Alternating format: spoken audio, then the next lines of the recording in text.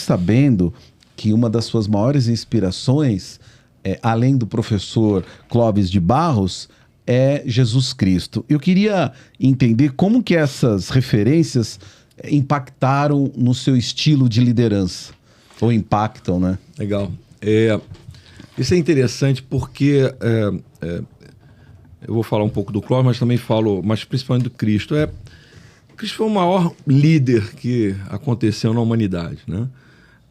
Uma alma extremamente evoluída, inteligentíssimo, né? E ele trouxe os primeiros princípios de gestão, os primeiros princípios de respeito à diversidade, os princípios de compaixão, liderança humanizada. Então, tudo isso que a gente fala hoje, que tem nomes bonitos como liderança humanizada, isso já era trazido desde a época de Cristo. E ele trouxe também uma coisa interessante, que a religião explica assim, mas eu vou pelo lado da filosofia de vida, de como que eu levo isso, o aspecto do livre-arbítrio. Então, inclusive, criei meus filhos com 2 regrinhas só. Livre-arbítrio, você pode fazer o que você quiser, lembrando que a semeadura sempre opcional, a colheita sempre obrigatória. 10.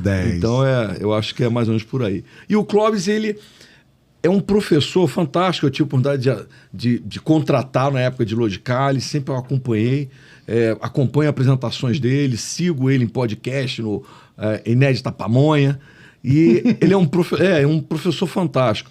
E adoro filosofia, gosto muito de Sócrates, Platão, de alguns filósofos ligados ao estoicismo, né? Mas o Clóvis, ele é um filósofo moderno que ele consegue, sendo professor, estruturar esses conceitos filosóficos de uma forma leve, de uma forma suave, de uma forma que você consiga conversar com seus colaboradores, consiga conversar com seus filhos e assim por diante. Porque você tem que ser um cara só, né? Um cara só na vida pessoal e um cara só na sua vida profissional. Você não pode ter 2 personalidades, né? Porque senão, em algum momento, você arrebenta, né? Ou vai arrebentar um lado ou vai arrebentar outro, né?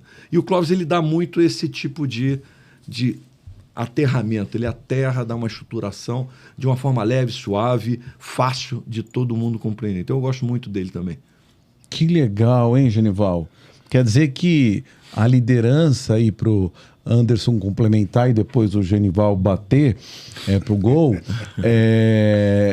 pode ser uma coisa simples, na tua visão?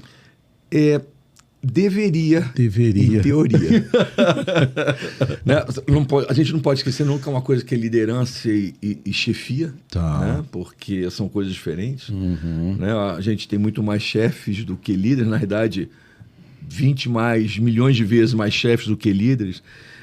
Liderança, eu acho que é algo que tem que... ela começa por uma coisa chamada humildade. Né? Se você entender que você é uma fração infinitesimal de uma poeira no cosmos, e de que o seu próximo também é, e vocês dois somos importantes como participantes, componentes do universo, mas se você for dar uma olhada, nós somos muito poucos, somos muito pequenos. Então, olha, como que eu posso olhar a liderança nesse sentido?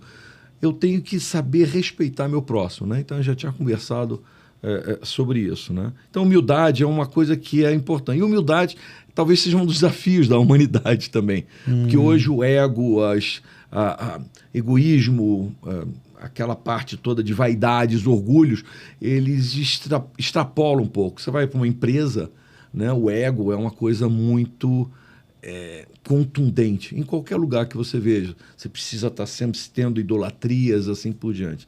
Eu acho que a humildade é o primeiro princípio que ele devia trazer, por isso que deveria ser simples, e acho que por isso que não é. Ele não é corriqueiro, né? E aí, Genival? Não, muito interessante a colocação. Eu vejo assim, essa questão da liderança humanizada, né, como uma liderança com paixão. Né?